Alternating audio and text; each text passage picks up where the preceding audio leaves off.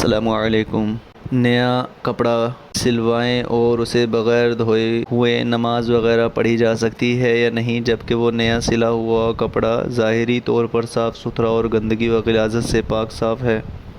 رسول اللہ صلی اللہ علیہ وسلم کی سنت نئے کپڑے کے بارے میں کیا ہے؟ احمد، حیدرآباد۔ وعلیکم السلام ورحمۃ اللہ وبرکاتہ۔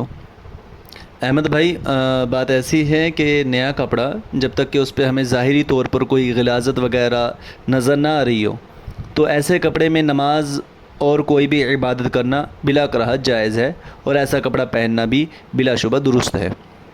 اور نیا کپڑا پہنتے وقت محمد عربی صلی اللہ علیہ وسلم کی سنت یہ ہے کہ اللہ تعالیٰ کا شکر ادا کرتے ہوئے یہ دعا پڑھی جائے: الحمدللہ الذی کسانی ما اواری بہ عورتی واتجمل بہ فی حیاتی، یعنی ہر طرح کا شکر اللہ تعالیٰ کے لیے ہے جس نے مجھے ایسا لباس پہنایا جس سے میں اپنا ستر چھپا سکوں اور اپنی زندگی میں خوبصورتی پیدا کر سکوں۔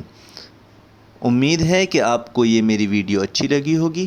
السلام علیکم ورحمۃ اللہ وبرکاتہ۔